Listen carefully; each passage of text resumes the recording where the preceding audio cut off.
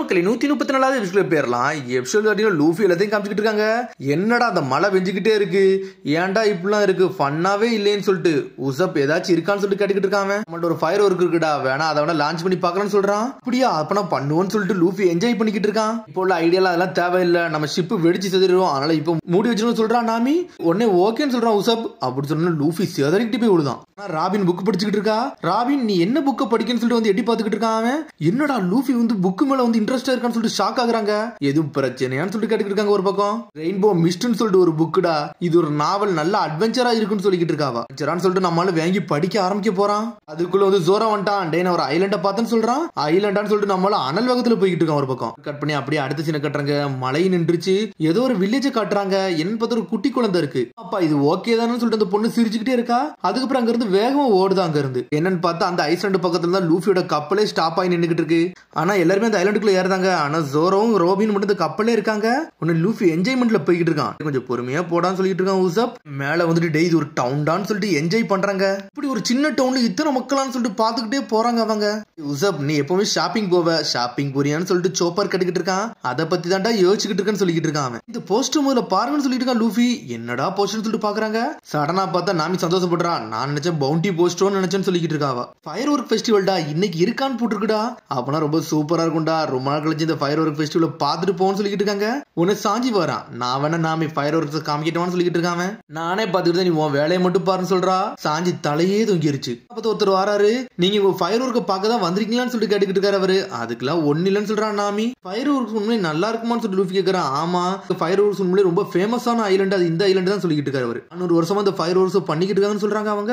400 வருஷமான்னு சொல்லிட்டு முழிக்கிறான் ஒரு பக்கம் உசப். அந்த டவரை பாருங்கன்னு சொல்லிட்டு இருக்காரு அவரு. 100 வருஷமா ஜெனரேஷன் அந்த மாயில இருக்காங்க பாத்தீங்களா, அங்க இருந்தா ஃபயர் ஒர்க்ஸே பண்ணிக்கிட்டு இருக்காங்கன்னு சொல்றாங்க அவங்க. அங்க ஒரு வயசான தாத்தா ஒரு சின்ன பொண்ணு மட்டும் தான் இருக்காங்க. அவங்க தான் இதெல்லாம் பண்ணிக்கிட்டு இருக்காங்கன்னு சொல்லிட்டு ஒரு ஆளால பண்றாங்களான்னு சொல்லிட்டு உசப் கேட்டுக்கிட்டு இருக்கான். ஆமா ஒரு தாத்தாவும் ஒரு பேத்தியும் தான் ஃபுல்லத்தையுமே உட்காந்து பண்றாங்கன்னு சொல்றாங்க. அந்த ஒரு நாள் கண்டிப்பா அவங்க வாழ்க்கை முழுக்க ரன் பண்ணிக்கிட்டு இருக்காங்கன்னு சொல்றாங்க. என்னது ஒரு ஃபயர் ஒர்க் கண்டி ஒரு வருஷத்தையே செலவழிக்காங்கன்னு சொல்லி லூஃபி முழிக்கான். அதுக்கெல்லாம் ஒரு ரீசன் இருக்கும்டா, ஆனா அதை நான் உனக்கு சொன்னாலும் புரியாதுன்னு சொல்லிக்கிட்டு இருக்கான் நாமி. அவங்களோட கண்டிப்பா கன் பவுடர் இருக்கும்டா, நம்மளுக்கு தேவை, நம்ம அதை எடுத்துக்கலாம்னு சொல்லிக்கிட்டு இருக்கான் ஒரு பக்கம் உசப். நான் அந்த வாரம்னு சொல்லிட்டு உசப் போய்கிட்டே இருக்கான். பேசிக்கிட்டே இருக்கானுங்க தனியா நின்று. டே கடைசி வருஷமா நடந்த மாதிரி இந்த வருஷம் மட்டும் நடக்க கூடாடா, அது மட்டும் சரியா இருக்குன்னு சொல்றாங்க. ஆமான்னு சொல்றாங்க. கடைசி வருஷம் அப்படி என்ன நடந்துச்சுன்னு சொல்லிட்டு நாமி கேட்கறா. சடனா அவன் சொல்ல ஆரம்பிக்கான். உடனே சொல்றான் டே வெளியாளுக்கெல்லாம் அப்படி எதையும் சொல்லாதன்னு சொல்லிட்டு அந்த ஊருக்காரன் சொல்றான். டே அவங்க மூட ஒண்ணு கெடுக்க வேண்டாம், அவன் சந்தோஷமா பாத்துட்டு போட்டுன்னு சொல்லிட்டு இருக்கான் கடைக்காரன். உடனே லூஃபி சொல்றான் நான் ஜோரோட்டையும் ரோபின்டையும் போறேன், இந்த ஃபயர் ஒர்க் அவங்கள்ட்ட காட்ட போறேன், நான் போயிட்டு வரேன்னு சொல்லிட்டு இருக்கான். ஆமா நான் ராபின் கூட போய் நான் ஃபயர் ஒர்க்கை பார்க்க போறேன்னு சொல்லிட்டு இருக்கான். உசப் வந்துகிட்டு இருக்கான். நான் என்னோட ஃபயர் ஒர்க் ஸ்கில்ல காமிச்சு நான் யாருன்னு ப்ரூவ் பண்ண போறேன்னு சொல்லிட்டு அப்படி வந்துகிட்டே இருக்கான். அது மாதிரி உங்கள்ட்ட எந்த அளவுக்கு கன் பவுடர் இருக்கோ அதை எனக்கு கொடுங்கன்னு சொல்லிட்டு உசப் என்ஜாய் பண்ணிட்டு வரான். சடனா அங்க வந்து உசப் வந்து நிக்கிறான். டேய் உங்க இருக்க இடத்துல வந்து ஒரு பெரிய ஆள் நான் பார்க்கணும், உங்க ஹெட்டா கூட்டு போய் காட்டுங்கன்னு சொல்லிட்டு இருக்கான் உசப். நான் தாண்டா பாஸ் ஓடமா, இந்த இடத்துக்கு நான் தாண்டா சொந்தக்காரன்னு சொல்லிட்டு இருக்காரு அவரு. அண்ட் நீங்க தான் இந்த இடத்துக்கு ஓனரா, எனக்கு கொஞ்சமா கன் பவுடர் கொடுக்கலன்னு சொல்லிட்டு உசப் கேட்டுக்கிட்டு இருக்கான். கன் பவுடர்லாம் ஒண்ணுமே கிடையாது, அதனால உன் வழியை பத்தி இங்க இருந்து கிளம்புன்னு சொல்லிட்டு தாத்தா சொல்லிட்டு போய்கிட்டே இருக்காரு. கொஞ்சமா கொடுங்கன்னு சொல்லிட்டு உள்ள வரான். உள்ள வந்துட்டு மிரண்டுட்டான். என்னன்னு பார்த்தா 14th ஜெனரேஷன் ஓடாமான்னு அதுல போட்டுருக்கு. இது என்ன இவ்வளவு பெருசா இருக்குன்னு சொல்லிட்டு முழிக்கிறான் உசப். உன்னை யாரா உள்ள வர சொன்னா சொல்லிட்டு தாத்தா கேட்டுக்கிட்டு இருக்காரு. இது என்னது இது பாக்க பயங்கரமா இருக்குன்னு சொல்லிக்கிட்டு இருக்கான் ஒரு பக்கம் உசப். இது ஏதோ ஒரு பேப்பர் செட்டப்பான்னு சொல்லி கேட்கறான். பேப்பர் செட்டப்பா? டே அதெல்லாம் ஒரிஜினல்டா, அது வெட்டிச்சுன்னா வேற லெவலா இருக்குன்னு சொல்லிட்டு இருக்காரு தாத்தா. உசப் ஒரே ஒரு பாமத்துக்கு பின்னாடி வைக்கிறான். உடனே இந்த பொண்ணு வாங்கி போறா. அது 3 kg செல்லா, இது கொஞ்சம் வித்தியாசமா தான் இருக்குன்னு சொல்லிட்டு இருக்க அந்த பொண்ணு. யூஸ் பண்ணிக்கிட்டோம், இது எதுக்கு நீங்க ஒளிச்சு வைக்கிறீங்க, இதெல்லாம் வேஸ்ட் பண்ணாதீங்கன்னு சொல்ற அந்த பொண்ணு. யார் நீன்னு சொல்லிட்டு உசப் கட்டுக்கிட்டு இருக்கான். நான் கோடமா, நான் எங்க தாத்தாட்ட வந்து நான் வந்து ஒன்னா இருக்குன்னு சொல்லிக்கிட்டு இருக்காவா. ஃபயர் ஒர்க்ஸ் வந்து தாத்தா கூட பண்றது நீ தானான்னு சொல்லிட்டு உசப் கட்டுக்கிட்டு இருக்கான். ஆமா அது நான் தான் சொல்றேன் அந்த பொண்ணு. தாத்தாக்கு நான் ஹெல்ப்ஃபுல்லா இருக்கேன், நான் நல்லா ஸ்கில்ஃபுல்லான ஆளுன்னு சொல்லிக்கிட்டு இருக்கான். தாத்தா ஒரு தலையில ஒரு அடியை போடுறாரு. உன்ட்ட சொன்ன வேலை நீ முடிச்சேன்னு சொல்லி கேட்கறாரு அவரு. ஆனா அதுக்குள்ள அவங்க போயிட்டாங்கன்னு சொல்லிட்டு இருக்கா பேத்தி. சடனா சொல்றாரு இந்த வேலையில இது பார்க்க வேண்டியது இருக்குன்னு சொல்றாரு. சரி அந்த வேலையை போய் நான் முடிக்கணும்னு சொல்லிட்டு அந்த பொண்ணு வேக வேகமா போய்கிட்டு இருக்கா. உனக்கு என்னடா வேணும், ஒழுங்கு மாதிரி அந்த இடத்த விட்டு வெளியே போன்னு சொல்லிக்கிட்டு இருக்கா தாத்தா. ஆனா உசப் பயந்து ஓடிக்கிட்டு இருக்கான். இவர் என்ன இந்த வார்த்தை வராரு. சரி நான் கிவ் அப் பண்றேன், நான் போறேன்னு சொல்லிக்கிட்டு இருக்கான். அந்த பொண்ணு சொல்றா டே எனக்கு ஒரு ஹேண்டு குடுறா, கொஞ்சம் இழுத்து பாருன்னு சொல்லிட்டு இருக்காவா. என்னன்னு பார்த்தா உசப் அந்த பொண்ணுக்கு ஹெல்ப் பண்ண ஆரம்பிச்சிட்டான். ஆமா, நீங்க இதுக்கு வந்தீங்க, இந்த ஃபயர் ஒர்க்கை பார்க்க வந்தீங்கன்னு சொல்லிட்டு பொண்ணு கட்டுக்கிட்டு இருக்கா.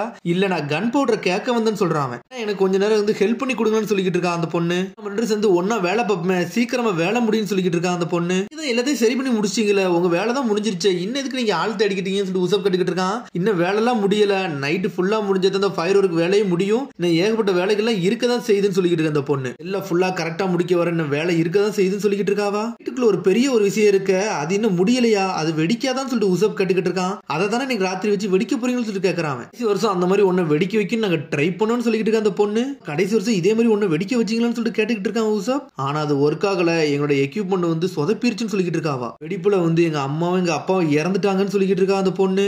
200 kg செல்லு வந்து தப்பா வெடிச்சு அவங்க 2 பேரும் இறந்துட்டாங்கன்னு சொல்றா. சொன்னோன்னு உசப் மிரண்டுட்டான். அந்த பொண்ணு அவங்க அப்பா அம்மாக்கு என்ன நினைச்சு அதை அப்படியே வந்து உசப்ட்ட சொல்லிட்டு இருக்கா. ஒன்னு இந்த தாத்தாவும் பின்னாடி வந்து நின்னுக்கிட்டு இருக்காரு. அதுக்கப்புறம் தாத்தா அவனே உள்ள கூட்டு வந்துட்டாரு. சரி நம்ம என்ன பண்ணுமோ அதை பண்ண ஆரம்பிப்போம்னு சொல்லிட்டு. ஆமா, இப்ப நீ என்னதான் பிளான் பண்ணிருக்கன்னு சொல்லிட்டு உசப் கட்டிக்கிட்டு இருக்கான். இன்னைக்கு அப்படி என்ன பிளான் பண்ணி, இன்னைக்கு ராத்திரி 200 kg செல் இருக்குல்ல, அதை வெடிக்கலாம்னு சொல்லிட்டு பிளான் பண்ணிருக்கன்னு சொல்லிட்டு இருக்காவா. கடனா ஷாக் ஆகுறான். அதுக்குள்ள வாயில பாம்பத்திக்கு வீசுறா. டே இதெல்லாம் சாப்பிடக்கூடாதுன்னு சொல்லிட்டு ஏமாத்திக்கிட்டு இருக்கா. என்னன்னு பார்த்தா அந்த தாத்தா காதுல கேட்க கூடாதுன்னு சொல்லிட்டு அவன் வாயை அடைக்க பாத்துருக்காவா. சீக்கிரட்டா யார்ட்டையும் சொல்லக்கூடாதுன்னு சொல்லிட்டு இருக்காவா. எதுக்கு அதை பண்றது, பிரச்சனை ஆயிராதான்னு சொல்லிட்டு உசப் கட்டிக்கிட்டு இருக்கா ஒரு பக்கம். அதுல ஒன்னும் பிரச்சனை ஆகாது, நீ மட்டும் எனக்கு ஹெல்ப் பண்ணா போதும்னு சொல்லிட்டு இருக்கான். கவலைப்படாத, அதுக்காண்டி தான் லான்ச் டீமை கூட்டு வந்திருக்கேன், அவங்க பண்ணித்தரேன்னு சொல்லிருக்காங்கன்னு சொல்லிட்டு இருக்காவா. ஆல்ரெடி வரமாட்டான்னு சொன்னாங்கன்னு சொல்லிட்டு இருந்தேன், இப்போ எப்படி வருவாங்கன்னு சொல்லிட்டு நானே பண்ணிவிட ஒன்னும் பிரச்சனைன்னு சொல்லிட்டு இருக்கா அந்த பொண்ணு. இல்ல அதெல்லாம் நீ பண்ணக்கூடாது, அது வெடிச்சுனா பெரிய ஆபத்தாயிரும், அதை பண்ணக்கூடாதுன்னு சொல்லிட்டு இருக்கான் உசப். மழை வேற பெய்யுது அப்படின்னு சொல்லிட்டு இருக்கான். இதை நானே தூக்கிட்டு போய்க்கிடுவேன், நானே எல்லாத்தையும் பண்ணிக்கிடுவேன்னு சொல்லிட்டு இருக்கான் அந்த பொண்ணு. இல்ல நீ இதெல்லாம் பண்ணக்கூடாது, நான் கிராண்ட் பாட்ட போய் சொல்ல போறேன்னு சொல்லிட்டு உசப் கிளம்புறான். உன்னை காலே தட்டி விடுதாவா. தட்டி விட்டுன்னு உசப் மூஞ்சே செதறிடுச்சு. நீ என்ன பண்ணிக்கிட்டு இருக்குன்னு சொல்லிட்டு அவன் கேட்டுக்கிட்டு இருக்கான் உசப். எங்க அப்பா அம்மாவோட கனவு இது, நீ தேவையில்லாம நுழையாதுன்னு சொல்லிட்டு இருக்காவா. எழுதி உங்க அப்பா அம்மாவோட கனவான்னு சொல்லிட்டு முழிக்கான். ஆமான்னு சொல்றாவா. 400 வருஷமா நாங்க இதை பண்ணிக்கிட்டு இருக்கோம், அதனால தேவையில்லாம இதுக்குள்ள நீ நுழையாத, இதை நாங்களே பாத்துக்கிட்டோம், இதை நான் பாத்துக்கிட்டேன்னு சொல்லிட்டு இருக்காவா. ஆனா மூக்குள்ள உள்ள ரத்தத்தை அவளே தொடச்சு விடுதா. அவனோட ஸ்கில்ல நான் வெளியே கொண்டு வரணும், எங்க அப்பா அம்மாவோட கனவை நான் பூர்த்தி பண்ணி காட்டணும்னு சொல்லிட்டு இருக்க அந்த பொண்ணு. இந்த கனவை முடிச்சு தீரும்னு சொல்லிட்டு இருக்க அந்த பொண்ணு. இந்த சீக்ரெட் பிளான் எதுக்கு ஏன்ட்ட சொன்னு சொல்லிட்டு உசப் கட்டிக்கிட்டு இருக்கான். எதுக்கு சொன்னு உனக்கு தெரியுமான்னு சொல்லிட்டு ஒரு மாதிரி ஈவில் பருவல பாக்கா. அதை பார்த்துட்டு அவனே மறந்துட்டான். அவ எதுக்கு சொல்லியிருக்கான், அவ கிராண்ட்பாவை எப்பவுமே வந்து வேலை இருக்க மாதிரியே வச்சுக்கிட்ட சொல்லியிருக்கா. அந்த சமயத்துல எல்லா பிளானையும் முடிச்சிடலாம்னு சொல்லிட்டு. கிராண்ட்பா மட்டும் பிஸியா இருந்தாருன்னா மிச்ச எல்லா வேலையும் நானே பாத்துக்கிடுவேன், நீ அந்த ஹெல்ப்பை மட்டும் பண்ணுன்னு சொல்லியிருக்காவா. அதே பெரிய பிரச்சனை மாதிரி இருக்கு, இதுக்கு எப்படி நான் ஹெல்ப் பண்ண முடியும்னு சொல்லிட்டு யோசிச்சுட்டு இருக்கான் உசப். எங்க அப்பா அம்மாவோட ட்ரீம் பாதி முடிஞ்சிருச்சு, இன்னும் கொஞ்சம் தான் முடியும்னு சொல்லியிருக்கா அந்த பொண்ணு. அப்புறம் அந்த பொண்ணையும் தாத்தாவையும் தான் கட்டுறாங்க. உன்னை தாத்தா கேட்காரு, என்ன அதை லான்ச் பண்றதுக்கு முன்னாடி ஒரு ப்ரேயர் பண்றியான்னு சொல்லிட்டு கட்டிக்கிட்டு இருக்காரு அவரு. என்னதான் லான்ச் பண்ண போற, இதெல்லாம் நீ ஒண்ணு லான்ச் பண்ண போறதுன்னு சொல்லிட்டு இருக்காரு தாத்தா. லான்ச் டீம் ஆல்ரெடி சொல்லிட்டாங்களா, எதுக்கு சொன்னாங்கன்னு சொல்லிட்டு பேத்தி முடிச்சுக்கிட்டு இருக்கா. என்னன்னு பார்த்தா உசப் சொல்றதுக்கு முன்னாடி அவனுங்களே சொல்லிட்டானுங்க, இது உன்னோட சேஃப்டி கண்டி தான் சொல்லிருக்காங்கன்னு சொல்லிட்டு தாத்தா சொல்லிட்டு இருக்காரு. உன்னை இந்த பொண்ணு ஓடி வரா, உன்ட்ட எத்தனை வாட்டி கெஞ்சி கேட்டேன், எதுக்கு நீ இப்படி சொன்னு சொல்லிட்டு கத்திக்கிட்டு இருக்கா. எங்களை மன்னிச்சிருங்க, தப்பா மட்டும் வெடிச்சுன்னா எல்லாத்துக்குமே ஆபத்தாயிரும் சொல்லிட்டு இருக்காங்க அவங்க. டே ஏன்டா இப்படி பயப்படுறீங்கன்னு சொல்லிட்டு இருக்க அந்த பேத்தி. அப்பா அம்மா இப்ப இல்ல, உனக்கு இப்ப எதுவுமே புரியாது, அதனால அதெல்லாம் நீ பண்ண முடியாதுன்னு சொல்லிட்டு இருக்கா தாத்தா. முடிச்சுட்டு தாத்தா உடனே கோடமா டென்ஷன் ஆயிட்டா, அழுதுகிட்டே அங்க இருந்து ஓடிக்கிட்டே இருக்காவா. சின்னதா வெடிக்க வைக்க பிளான் பண்ணிக்கிட்டு இருக்கானுங்க. சடனா பார்த்தா உசப் அங்க இருந்து நடந்து வந்துகிட்டு இருக்கான். நீங்க வெடிக்க வைப்பீங்களான்னு சொல்லிட்டு கேட்டுக்கிட்டு இருக்கான் ஒரு பக்கம் உசப். காத்தடிக்க போது கண்டிப்பா மழை நிக்கும், அதெல்லாம் ஒன்னும் பிரச்சனைன்னு சொல்லிக்கிட்டு இருக்காரு அவரு. இதுக்கு இந்த கோடாமாக்கு தான் ஒன்னும் புரியலன்னு தான் தெரியலன்னு சொல்லிட்டு இருக்காரு தாத்தா ஒரு பக்கம். நீங்க இதை 400 வருஷமாவோ பண்ணிக்கிட்டு இருக்கீங்கன்னு சொல்லிட்டு உசப் கேட்கா. ஆமான்னு சொல்றாரு அவரு. இது எதுக்கிட்ட நீ கேட்டான்னு சொல்லிட்டு தாத்தா கேட்டுக்கிட்டு இருக்காரு. எனக்கு ஒரு ஐடியா இருக்கு, அதை நான் சொல்லலாமான்னு சொல்லிட்டு கேட்டுக்கிட்டு இருக்காம என்னன்னு பாக்க ஆரம்பிக்காரு.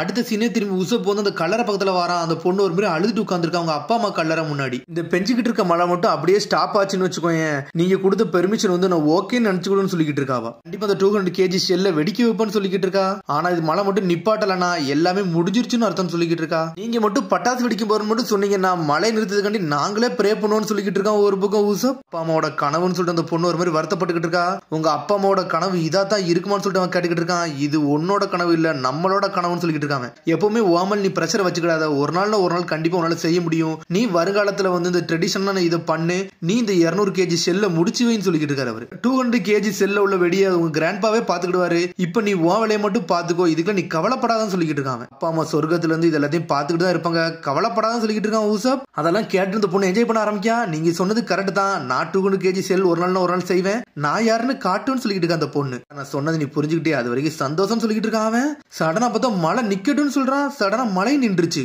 மழையே நின்றுச்சு. யார் நீங்கன்னு சொல்லிட்டு மிரண்டுட்டாவா.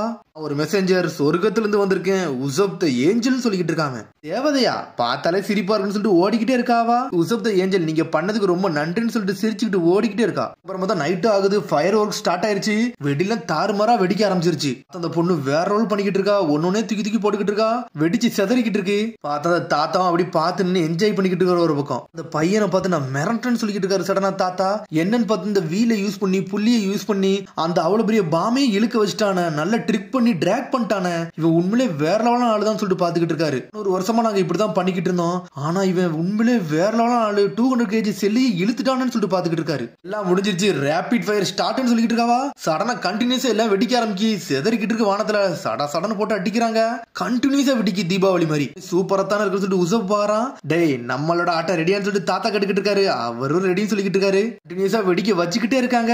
சடனா பார்த்தா இங்க ஒரு பக்கம் உசப்ப காட்டுறாங்க. உன்னை உசப் சொல்றான், சரி நம்ம ஆட்டத்தை ஆடிரோமான்னு சொல்லிட்டு வெடி தூக்கி ஒரு போடு போடுறான், அதுவும் வெடிச்சு செதறது. அங்க என்னடா புதுசா ஒரு வெடி வெடிக்குன்னு சொல்லிட்டு பாத்துக்கிட்டு இருக்காங்க. ஒரு குட்டிய ஃபயர் ஒர்க் ஓடிக்கிட்டு இருக்கு. ஃபயர் ஒர்க் ஒரு வழியா அடக்கமும் போயிருச்சோன்னு சொல்லிட்டு ஒரு பக்கம் உசப் பாத்துக்கிட்டு இருக்கான். சடனா பார்த்தா மேல போய் ஒரு புகையை போட்டு விடுதாரு, அடிச்சு அடியில வானத்தை நோக்கி இந்த ஃபயர் ஒர்க் போய்கிட்டு இருக்கு. வானத்துல போய் வெடிச்சு செதறது, அடிச்சு அடியில விண்வெளியில இருந்து கல் விழுந்த மாதிரி இருக்கு. எல்லாரும் அதை பார்த்துட்டு மிரண்டாங்க, என்னடா இது ஃபயர் ஒர்க், இதான்டா ஃபயர் ஒர்க்னு சொல்லிட்டு மிரண்டு பாத்துக்கிட்டு இருக்காங்க. அப்பா அம்மாவோட செல்லுல கடைசியில இது வெடிச்சிருச்சுன்னு சொல்லிட்டு அந்த பொண்ணு மிரண்டுட்டா.